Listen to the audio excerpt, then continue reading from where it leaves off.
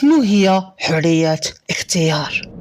تخيل حياتك كاملة مكتوبة من قبل وما عندكش الحق تبدل فيها والو. كيفاش غادي تحس؟ غريب فعلا، ولكن الحقيقة هي أنك أكبر نعمة عندنا كبشر هي حرية الاختيار. حرية أنك تكون انت اللي كتتحكم في مستقبلك والتواجهات ديالك وحتى في الأخطاء ديالك. ولكن واش عمرك سألتي على الثمن ديال هاد الحرية؟ واش فعلا كنديروا اختيارات لا واعية؟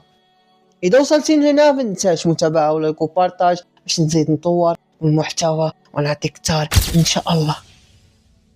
كاملين ما كرهناش نعيشوا هاد الحرية حتى حد متحكم فينا وما دير ونديروا اللي بغينا بلا تحكم ديال الناس. شنو هي الحرية؟ اختيار، وكيفاش تولي عندك وكيفاش تتحكم في الحرية الشخصية والحرية الاختيارية.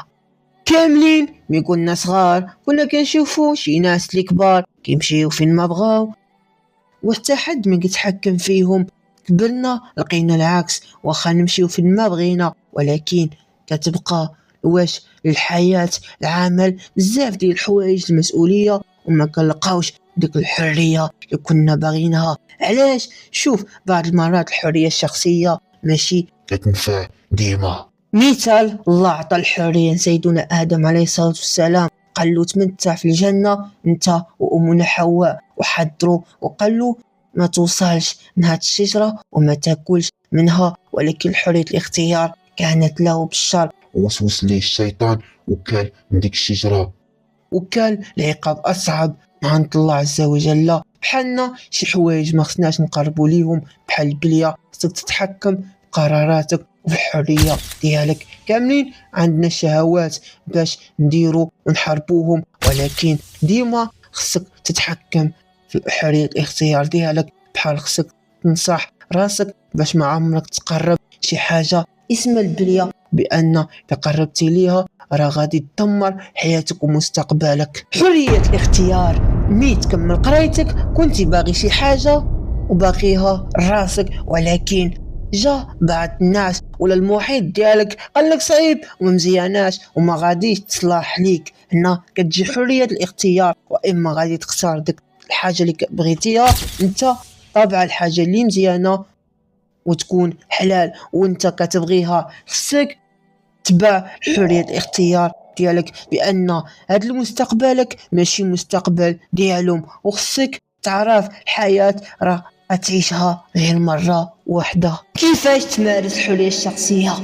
فهاد السنين اللي دابا كاين كاملين كنشوفوا بانك الا ما كملتيش قرايتك ما غاديش توصل نزولوا في الدنيا ولا في الحياة، وخصك تخدم احسن من القرايه. شوف انت خصك تشوف داكشي اللي مزيان ليك، بحال اذا كملتي قرايتك غادي توعى وتزيد اكثر وتعمر دماغك وتقدر تكمل قرايتك في اي بلاصه في العالم، وكاين الله كيبتاليك بشي حاجه اللي ما كملتيش قرايتك. ولكن ما تحاولش تبقى ترجع ديك الافكار السلبيه، ما عمرك غادي توصل وما عمرك غادي تحقق شي حاجه. شوف، ارزق بيد الله، كاين اللي ما قراش ونجح وكاين العكس، وكاين اللي ما قراش وما نجحش. داكشي الرزق ديال الله، ولكن ضروري خصك دير اللي عليك. بحال حرية الاختيار خصك ديما تختار داك الطريق اللي فيها الخير ليك وماشي من اي واحد جا باش ينصحك تمشي على الطريق ديالو.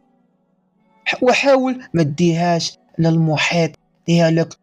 قوة المسؤولية مثال واقعي، بزاف ديال الناس اختارت الطريق اللي بغاو طبعا إيجابية، بحال بعض الناس اللي اختارت تكون أطباء والناس اللي كانوا ضدهم قالوا ليهم مستحيل نجحوا بهذه النقطة وتوليوا أطباء محترفين، ولكن هما كملوا وكاع ما سمعوا كلامهم وصلوا، واليوم عندهم عيادات كبار وكيجيو عندهم ناس من بزاف ديال البلايص من انحاء العالم، وكاين بزاف ديال الناس. شوف، اي حاجه كتبغيها وكتحدد المستقبل ديالك وعرف راسك بانك كتبغيها، خصك تكون غير حلال ومزيانه ماشي فيها، وثق في الله ديما معاك في اي حاجه حلال ومزيانه. واخا غادي يضحكوا عليك ولكن انت طبق حريه الاختيار لحياتك.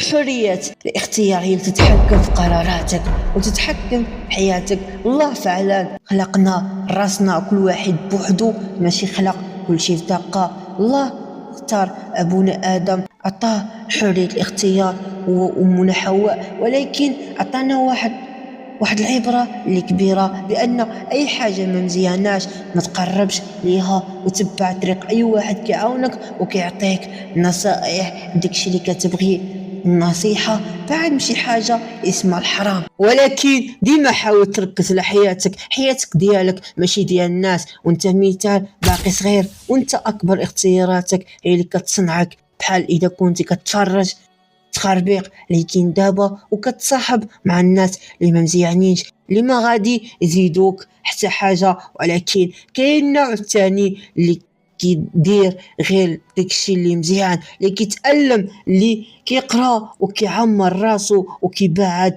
من شي حاجه اسمها صحاب، وكيبعد على شي حاجه اسمها صحاب بزاف وبعدو ماشي حاجه اسمها البليه. اذا وصلتي لنا ما تنساش متابعه ولايك وبارطاج باش نزيد نطور من المحتوى كثار ان شاء الله.